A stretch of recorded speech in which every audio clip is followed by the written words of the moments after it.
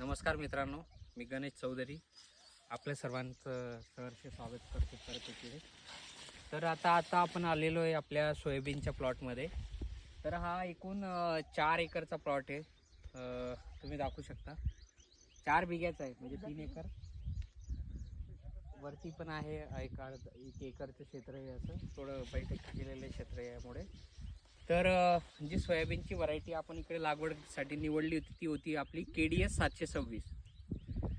आणि एकंदरीत ही व्हरायटी निवडण्याचं कारण म्हणजे थोडी अर्ली व्हरायटी आहे, 100 ते 110 दिवसाची. आणि उत्पादनाच्या बाबतीत ती थोडं अग्रेसर व्हरायटी आहे. आणि भौगोलिक जे तापमान आहे किंवा वातावरण आहे आपलं ह्या संबंधित एरियाचं, त्याच्याशी निगडीत ही व्हरायटी होती. तर लागवडीचं दिनांक 27 जून रोजी आपण ही लागवड केली होती. एकंदरीत सगळंच हे तर बियाणं नामांकित कंपनीचं वापरलेलं होतं आपण.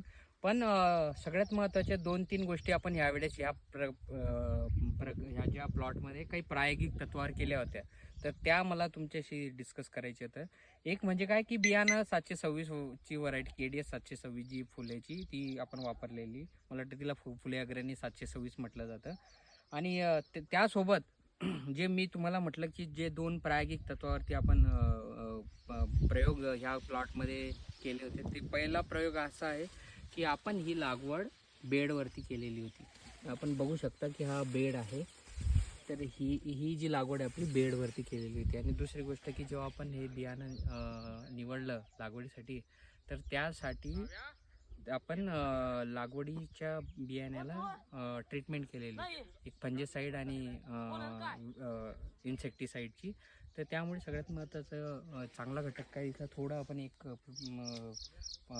स्प्रे घ्यायला थोडं लेट झालं, उशीर झाला. पण आता आपण याला काही करणार नाही, कारण 35 दिवस झालेले.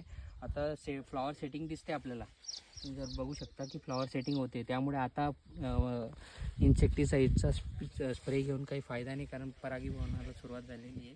पण सांगायचं कारण काय की त्यामुळे बघा तुम्हाला दिसेल कुठेही बिल्डिंग झालेली नाही. प्लॉट बिलकुल ग्रोथ ही व्यवस्थित आहे, सगळीकडे हिरवळ आहे. आणि पावसाला 15 ते 20 दिवसाची विश्रांती झालेली आहे. 15 ते 20 दिवसापासून या एरियात पाणी नाही आहे. पण बघा काही बेसिक बदल जर शेतकऱ्यांनी आपल्या रोजच्या ज्या प्रोसिजर्स आहेत किंवा ज्या त्यांच्या व्यवस्था आहेत त्याच्यामध्ये चेंज केलं, तर काय होतं की बघा 15 ते 20 दिवसापासून पाऊस नाही. पण आताही बघू शकता तुम्ही की पाऊस म्हणजे ओल किती आहे या प्लॉटमध्ये. बघू शकता की अजूनही स्ट्रेस लेवल आटोक्यात येईल अशी आहे, किंवा झाडाची स्ट्रेस लेवल ही अजूनही व्यवस्थित आहे. सगळ्यात महत्त्वाची चांगली गोष्ट काय की जसं मी तुम्हाला सांगितलं की आम्ही आता उशीर झाला आम्हाला असं एक इन्सेक्टिसाईडचा स्प्रे घ्यायला, त्यामुळे आम्ही आता त्याचं नियोजन करणार नाही. पण सगळीकडे मधमाशा दिसत आहेत, काही फुलपाखरं आहेत, त्यामुळे सेटिंग आणि परागीभवनाला स्पीड येतो आहे. तर ओव्हरऑल प्लॉट चांगला आहे, अशी आता सध्याची परिस्थिती आहे.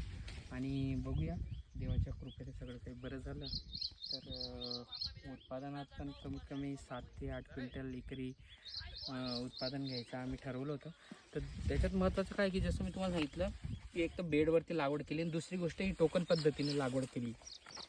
टोकन पद्धतीने लागवड केल्यामुळे तुम्ही बघू शकता की ह्या बेडवरती असल्यामुळे ही इकडं ही तुमची चारी आहे, ते एक्सेसिव्ह वॉटर जी आहे ती चारीमध्ये गेलेलं.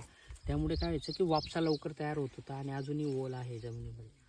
बुरकट असल्यामुळे जमीन पाणी धरण्याची क्षमता लवकर सोडून देते, त्यामुळे लवकर वापसा होतो आणि ग्रोथ एकदम चांगली. फ्लॉवर सेटिंग एक दिसते, फ्लॉवर सेटिंग पण चांगलं दिसते बघा. त्यामुळे उत्पादन अपेक्षेनुसार येईल अशी मी आशा बाळगतो. धन्यवाद.